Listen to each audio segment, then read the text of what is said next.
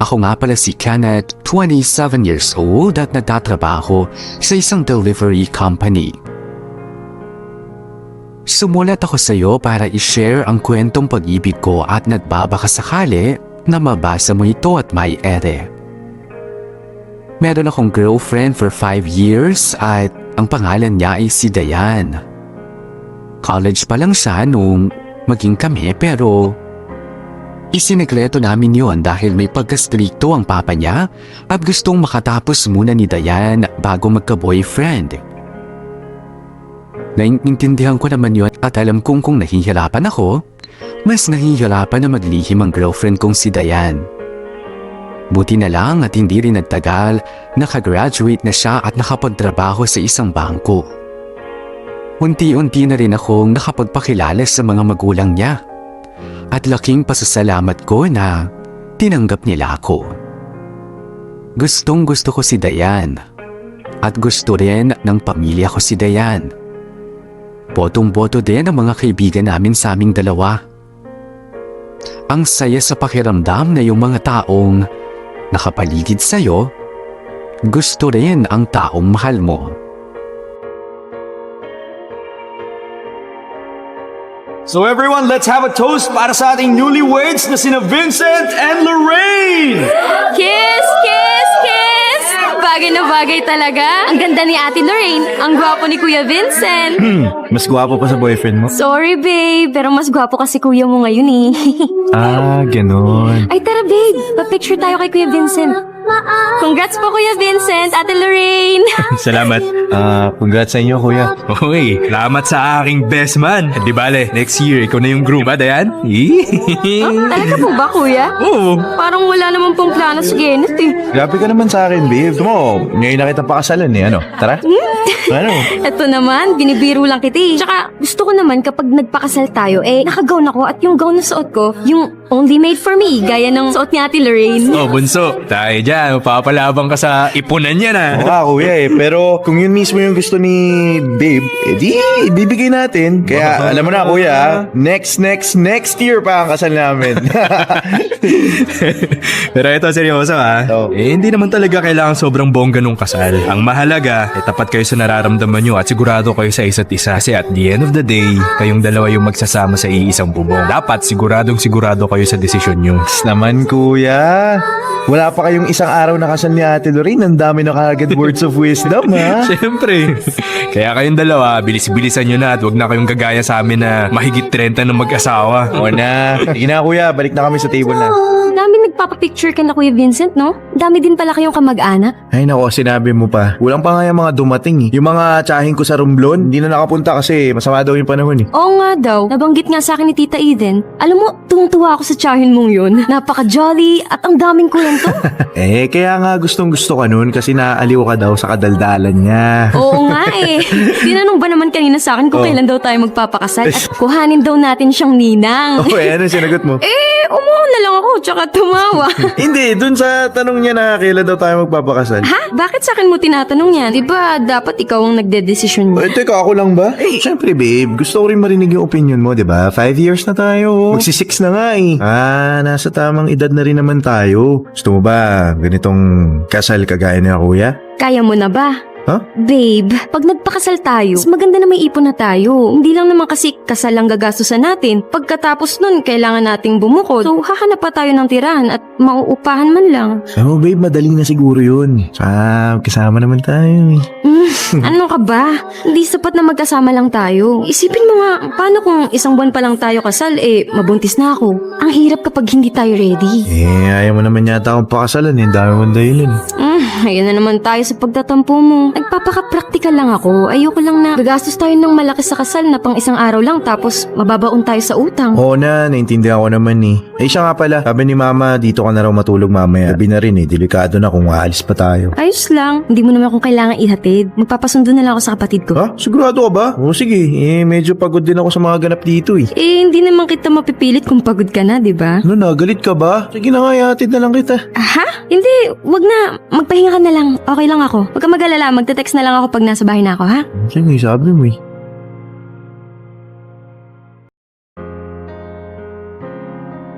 Hindi ko alam kung dahil ba sa matagal na kami ni Dayan kaya minsan nawawalan ako ng gana sa relasyon namin. At minsan sa kanya mismo. Noong mga nakaraang buwan kasi bihira na lang kaming mag-away ni Dayan. Kapag may mga issue siya, nagpapatalo na lang ako para wala ng gulo. Minsan tuloy ramdam ko na ganun na rin ang ginagawa niya kapag ako naman ang may issue.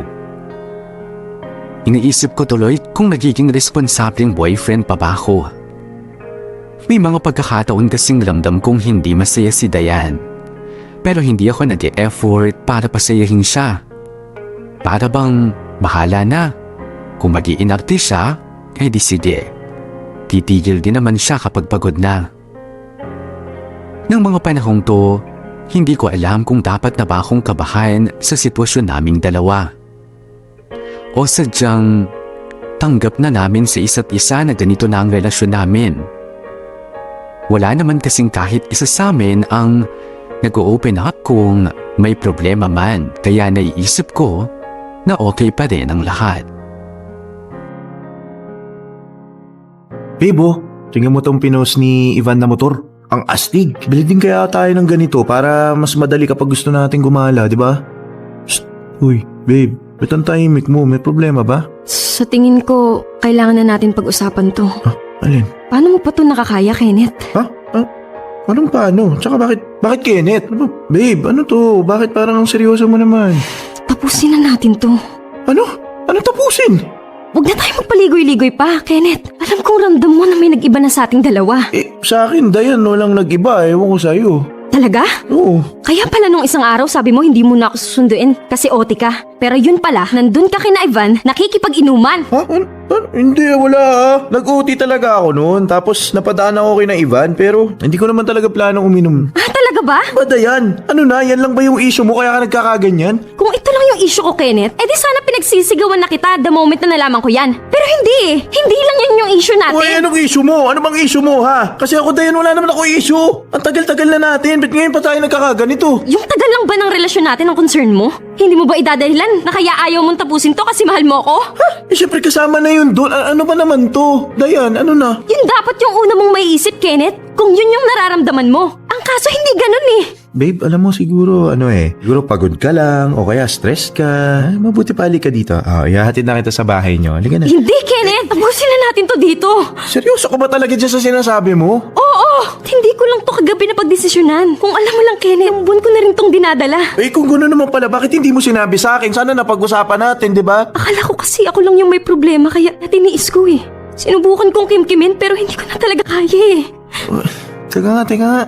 Bakit ka ba nagkakaganyan? Ano, may iba ka na ba? Walang ganun. Uy, ba't ayaw mo na? Dahil di na ako masaya. Ano? Ikaw ba? Masaya ka pa ba sa relasyon natin? Masaya ka pa ba kapag kasama mo ako? Kinikilig ka pa ba kapag magka-chat tayo? Inaabang mo pa ba yung bawat tawag ko? O okay na sa'yo kahit lumipas yung araw na hindi tayo nagkausap? Kita mo na, hindi ka makasagot agad. Paano naman kasi yung mga tanong mo naman walang kwenta, Dayan? Ano na, mahal kita. Okay, sigurado ako dun. Kaya itigil mo na yan. Halika na. Hatid na kita. Tuna na. Ano ba, Kenneth? Kung akala mo na hindi ko nararamdaman, may mga oras kang pinipilit mo lang yung sarili mo sa relasyon na to, pues mali ka. Ramdam na ramdam ko kung ano yung totoo. Sa bawat hawak mo, sa bawat halik mo. Babe. Tagal nang nawala yung spark natin eh. Pero ayaw lang natin tanggapin. Siguro kasi pareho tayong nanghihinayang sa pinagsamaan natin. Siguro sa kagustuhan natin na wag masaktan yung isa't isa. Kanya-kanya tayo sa problema. Paano natin to ayusin, babe? Gusto mo pa ba? Oo naman. Huwag mo nang ipilit kung ubos na. Kasi parehas lang tayong mahihirapan eh. Bakit pa natin ilalaban yung lalo na? Sigurado ka na ba dito, ha? Mahirap din to para sa akin. Pero ito lang yung paraan para mahanap natin yung mga sarili natin ulit. Pero babe... Mas mabuti din siguro na pagkatapos nito, wag na muna tayong mag-usap o magkita. Hindi ko sinasabing ayoko na sa'yo o may galit ako sa'yo. Ang totoo, mahal kita. Kaya gusto kong maging fair sa'yo. Teka, eto ba yung pagiging fair? Yung maghihiwalay tayo? Anong gusto mo? Maglokohan tayo? Hanggang sa makasal tayo? Tapos kung kailan nakatali na tayo, saka natin marirealize na kailangan na natin ng space? Oh, sige, ganito ah. Kung yan ang gusto mo, at kung sa tingin mo ito ang mas mabuti para sa atin, sige, maghiwalay na muna tayo. Pero, kung dumating yung araw na ma-realize mo na mahal mo pa ako, at sakaling mahal pa kita, balikan mo ko. Sabihan mo lang ako. Nakasakaling pwede pa. Babalikan kita kapag handa na ako. Kapag sigurado na ako na ikaw ang gusto kong makasama. Pero sa ngayon, hanggang dito na lang tayo. Salamat sa lahat.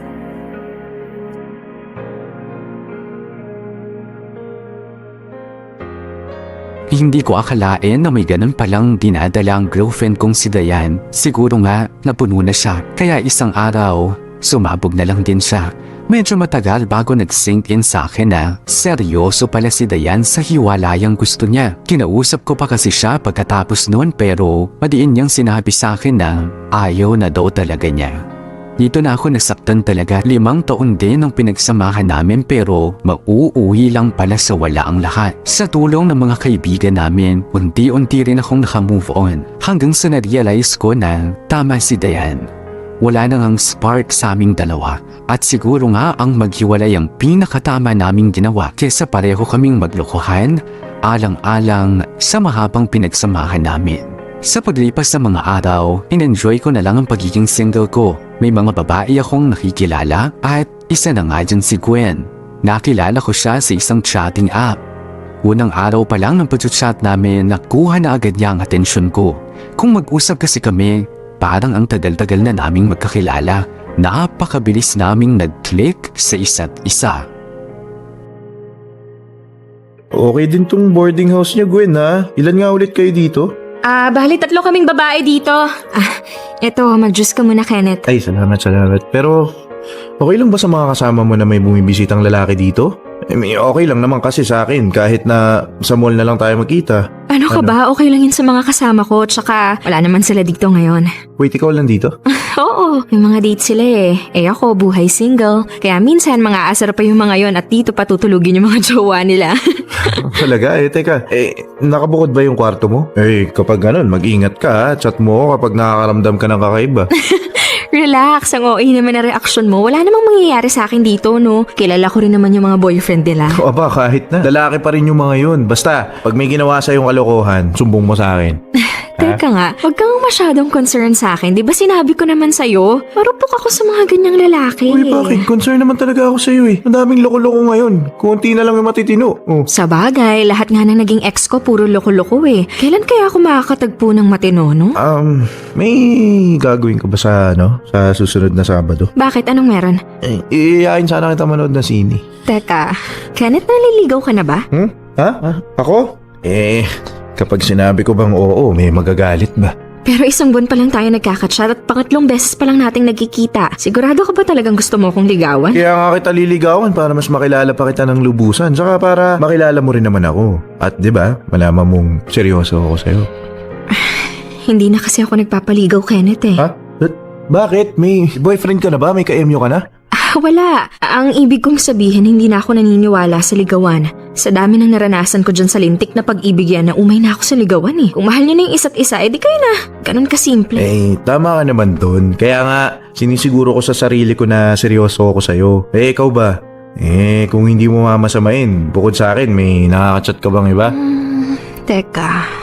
Nako, mukhang marami yan ha. Sa tingin mo ba kung marami akong kachat, mabilis akong makakapag-reply sa'yo? Sa tingin mo ba araw-araw akong makikipagpuyatan sa'yo kung may kaagaw ka sa atensyon ko? Yan, mabuti yan. Huwag ka muna makikipag-chat sa iba ha. Sa ngayon, ako lang muna. Okay? Siloso ka rin pala eh, no? Hindi naman masyado. Takot lang ako magawan. Bakit? Kaagaw-agaw ba ako? Ako nga yung laging binibitawan eh. Biruin mo ha, sa 3 kong ex na nangakong wala daw iwanan, asa na sila? Walang natira. Siguro ganun talaga. Siguro dumating sila sa buhay mo para mag-iwan ng lesson. Pero sigurado naman ako, dadating din yung para sa'yo. Yung, alam mo na, hindi ka talaga iiwan. Tapos hahawakan ka habang buhay, ha? Nangyari? Ba't natahimik ka? Wala. Ang sarap lang pakinggan ng mga sinasabi mo. Kaya napapatingin lang ako sa'yo habang nagsasalita ka eh. Sige na, wag mo na akong titigan. Ako eh. Bakit ka nahihiya? Ang cute mo kaya? Cute ka dyan. Lalo na sa malapitan. Teka lang. Huwag ganyan kalapit. Bakit? Ano bang masama kung... Sorry. Nabigla lang ako. Nabigla ka lang ba talaga? Ibig sabihin na ayaw mo talaga akong halikan. Hindi sa ganun. Bakit ka tumigil? Kasi baka isipin mo na ito lang yung habol ko sa'yo. Diba? Pero, Gwen, maniwala ka sa akin, hindi ako ganong klaseng lalaki. Seryoso talaga ako sa'yo. Alam ko, at ramdam ko naman, sinusubukan lang kita, Kenneth. Pero ang totoo niyan, nahuhulog na rin ako sa'yo. Talaga ba? Gusto na din kita. I love you, Gwen. Noon ko na lang ulit naramdaman ang kilig, ang saya, na mahulog ulit sa pag-ibig. Oo, alam kong pagmamahal na ang nararamdaman ko para kay Gwen. At alam ko na ganon din ang nararamdaman niya para sa akin. Kahit pa magdadalawang buwan pa lang kaming magkakilala, alam kong tunay ang nararamdaman namin para sa isa't isa. Di ba ganon naman talaga yun, Cha? Pag mahal mo lang. Hindi na mahalaga kung gaano pa kayo katagal magkakilala. Mahalaga, alam nyo sa isa't isa na totoo ang nararamdaman nyo. Magtatatlong buwan na kami ni Gwen nang magdesisyon kaming mag-live-in na. Ganon din naman kasi. Araw-araw ko siyang pinupuntahan sa boarding house niya kaya naisip namin na bumukod na para hindi na rin siya laging tinutukso ng mga kasama niya sa bahay. Ako naman, humanap ng trabahong malapit sa tinutuluyan namin. Gusto kasi namin ni Gwen na masulit ang bawat oras na meron kami. Masaya ang buhay ko kasama si Gwen. Pero syempre, may mga araw na hindi maiiwasang nag-aaway kami.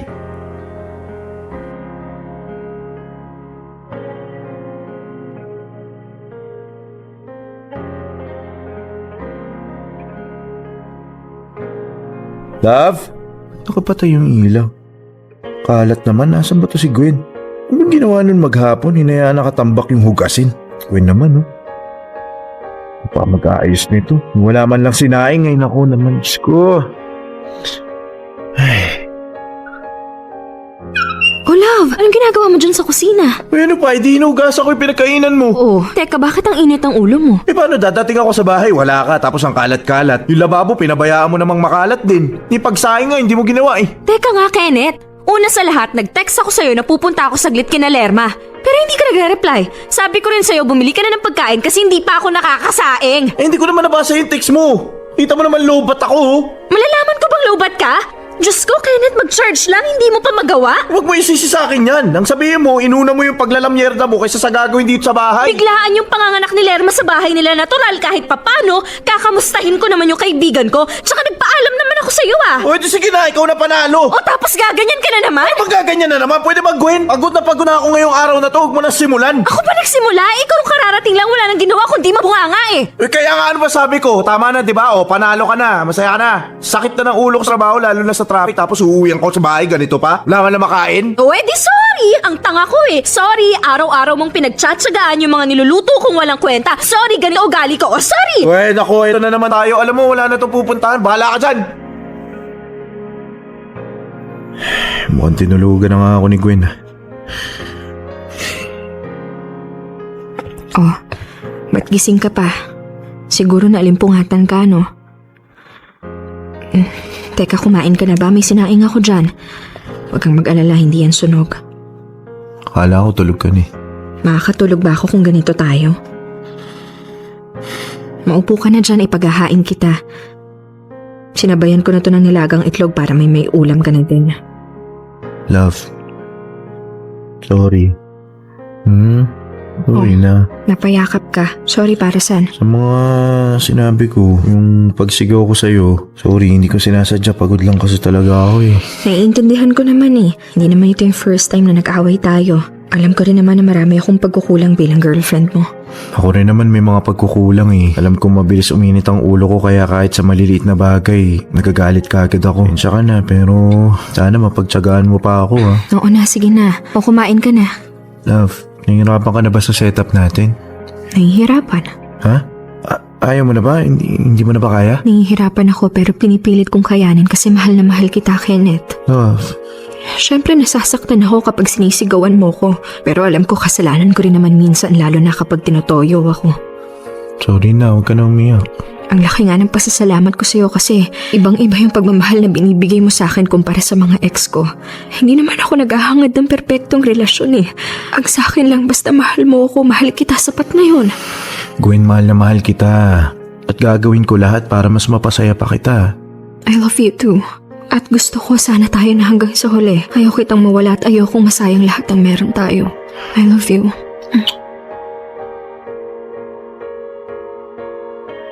Kung may isang ugali ako na gustong gusto kay Gwen, yon ay ang pagiging selfless niya. Kaya niyang magtiis sa akin.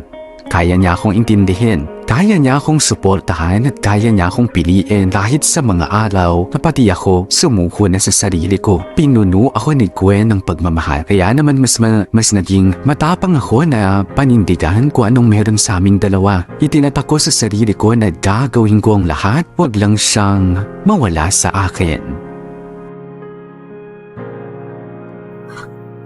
Love, sigurado ka na ba talaga dito? Oo naman. Huwag na kaya tayo tumuloy. O kaya, ikaw na lang yung bumisita sa mama mo. Uuwi na lang ako. Teka. Ano ba kinakatakot mo? Atras ka pa ba? Nandito na nga tayo sa tapat ng bahay namin. Huwag ka mag-alala. Sama mo naman ako eh. Oo nga, kaya lang kinakabahan pa rin ako eh. Siyempre first time ko silang makikilala. Paano kung hindi nila ako agad magustuhan? Ano ba naman yan? Bakit napaka-negative ng isip mo? Huwag ka mag-alala. Magiging maayos din ang lahat. Huwag mo na lang yung kamay ko para mabawasan yung kaba mo. Yan eh. Ma, kuya. Oh, anak. Oh, andyan na pala kayo. At tamang-tama at nakapaghahain na kami. Wow, thank you ma. Kahit kailan talaga, Kenneth, ang galing ng timing mo eh, no? Dumadating ka kapag kakain na lang eh. Ganyan talaga. Alam mo namang ayaw kong napapagod eh. Ay, kumusta pala? Kailan ka susunod kay Ate Lorraine sa abroad? Naayos ko na lang yung visa ko. At pag okay na yon, baka next month lumipad na ako. Teka, paupuin mo naman yung girlfriend mo. Ay, yung nga pala. Kuya, si Gwen. Gwen, si Kuya Vincent. Hi Kuya Vincent, kumusta po? Nice to meet you, Gwen. Sa wakas nakita na rin kita ng personal. Masyado ka kasing tinatago sa amin ni Kenneth eh. Oh, siya. At tama na muna yung kwentuhan na at maupo na kayo na makakain na tayo. Ay, nga pala ma, si Gwen po. Girlfriend ko po. Hello po, magandang araw po. Magandang araw din. Taga saan ka nga ulit, Gwen? Taga Cavite po. Pero dito na po ako nagsastay sa Muntinlupa. Mas malapit po kasi sa trabaho ko. Oh, ano bang trabaho mo, iha? Kahera po sa supermarket. Sige. Kumain na kayo, ha?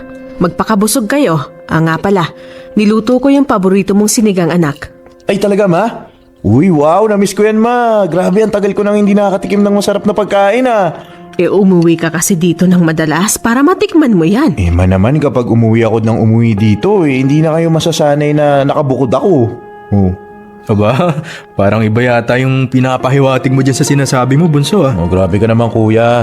Ang gagaling talaga ng pick-up mo oh. At saka tama ka naman dyan. Ma, kuya, magpapakasal na po kami ni Gwen. Ano? Ha? O bakit naman po ganyan yung mga itsura nyo? Sobrang naman yata kayo nagulat. Seryoso ka ba talaga? Kasi di ba kailan lang kayo ni Gwen? Ibig sabihin kakaumpisa pa lang ng relasyon nyo, magpapakasal na kayo? Kuya naman, nagmamahala kami ni Gwen kaya kami magpapakasal. Saka nasa tamang edad na rin naman kami Hindi naman yung edad nyo yung issue. Ang issue dito, yung pagmamadali nyo sa mga desisyon nyo. Ano minamadali? Ano ba ibig mo sabihin dyan kuya? Gwen, tama di ba? Buti pa samahan mo muna ako sa kusina ha. May nakalimutan akong ihain. Sige po. Mag-usap na tayo, Kenneth. Ano ba yung pumasok sa isip mo at magpapakasal na kayo ni Gwen? Kuya, gaya nga na sinabi ko nagmamahala kami ni Gwen. Hindi pa ba sapat na dahilan yun para magpakasal? Kenneth, hindi biro ang pagpapakasal. At hindi rin sapat nagmamahalan lang kayong dalawa. Ano, handa na ba talaga kayong dalawa, ha? Baka namang konting away nyo lang, maghiwalay kayo agad. Kuya, matagal na kami nagsasama sa isang bubong ni Gwen. Matagal? Ano, 3 buwan? Matagal na ba yon? Tsaka saan mo ba nakilala yan, ha? Sa chat. Na hindi mo pa nga yata kilala ang pamilya niyan eh. Kenneth naman, ang dali-daling manloko sa chat. Sinasabi ko sa'yo, hindi nyo pa kilala ang isa't isa kaya huwag kayong magpadalos-dalos. Paano mo naman nasabing hindi pa namin kilala ang isa't isa? Ikaw ba yung nasa relasyon? Araw-gabi kami magkasama ni Gwen kaya alam namin yung ugali ng isa't isa. Talaga ba? Kayo nga ni Dayan, 5 years magkarelasyon pero may hindi pa rin kayo alam sa isa't isa eh.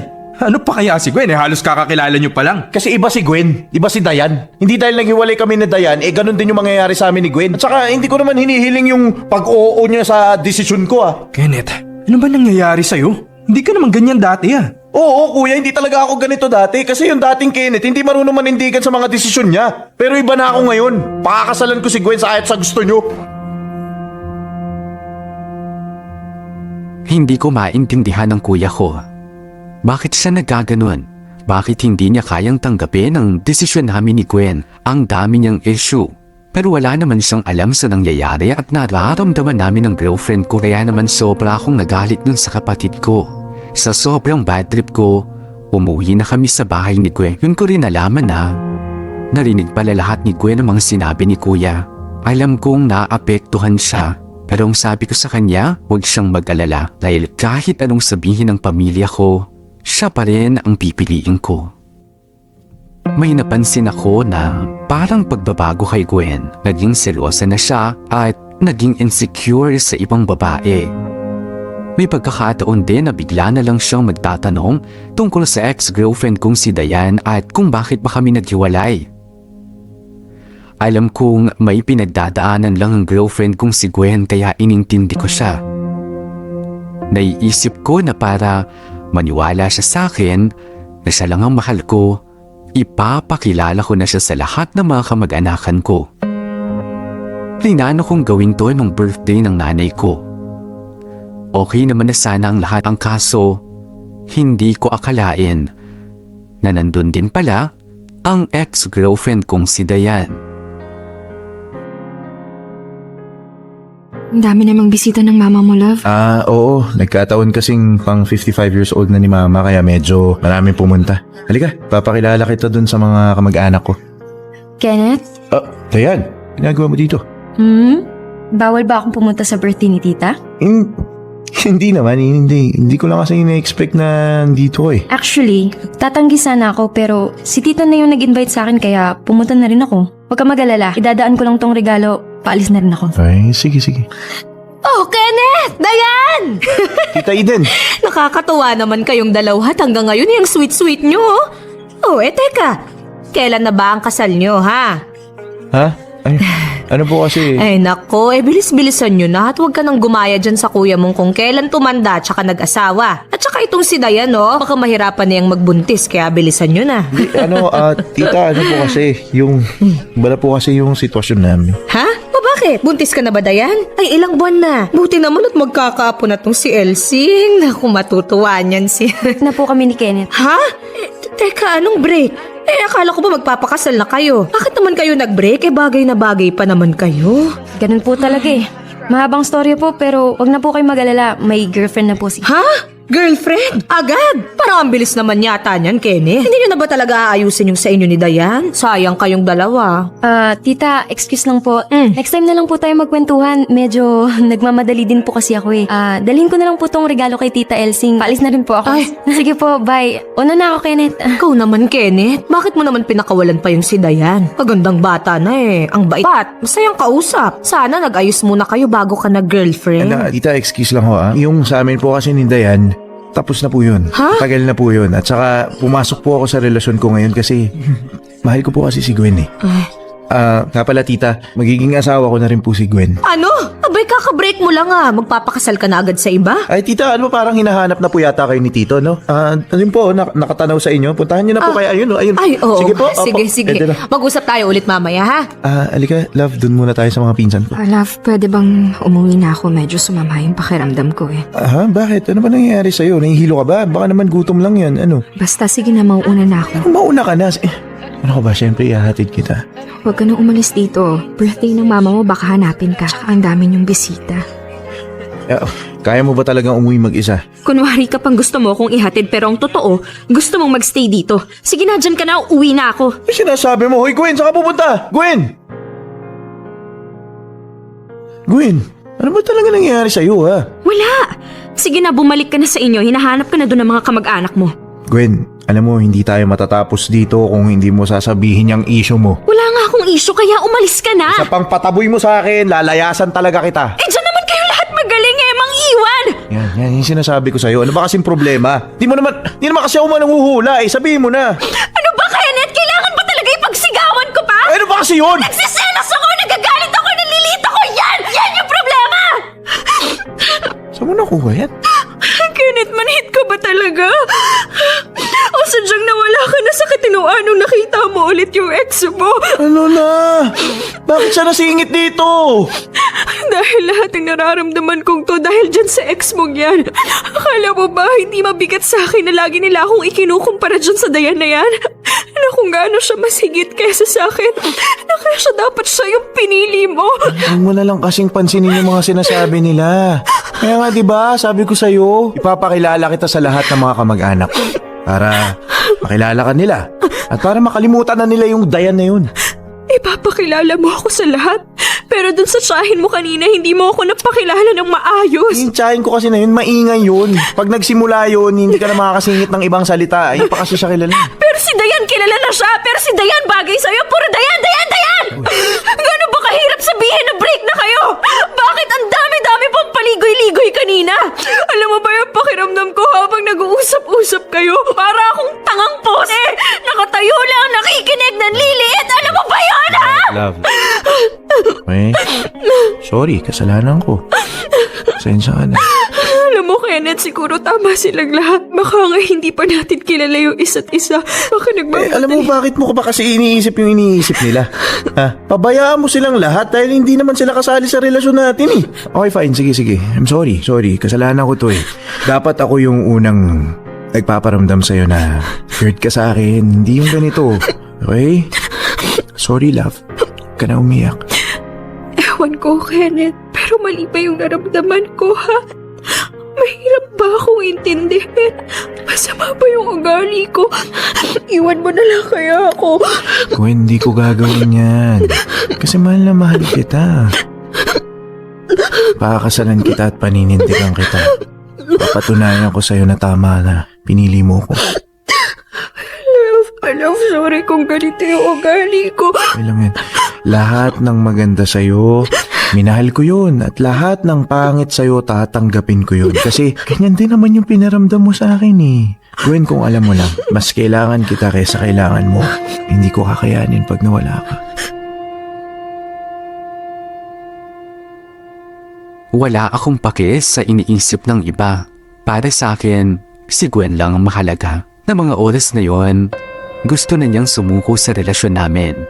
Pero hindi ako pumayag. Ayoko siyang bitiwan dahil alam kong mas hindi ko kakayanin kapag pinakawalan ko siya.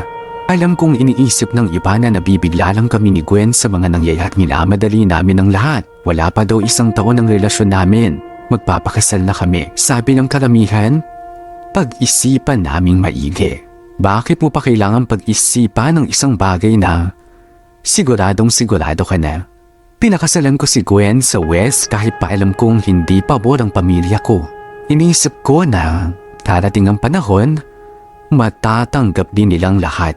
Ang mahalaga, legal na ang pagsasama namin ni Gwen at araw-araw ginagawa namin ang lahat para mapasaya at maparamdam sa isa't isa ang totoong pagmamahalan. Sa ngayon, nag-iipon ako para matupad ang pangako kong pagpapakasal sa simba. Gusto ko na matupad ang promise ko kay Gwen na magsuot siya ng wedding gown. Kung may natutunan man ako sa pag-ibig, yun ay hindi laging mahalagang tagal ng pinagsamahan.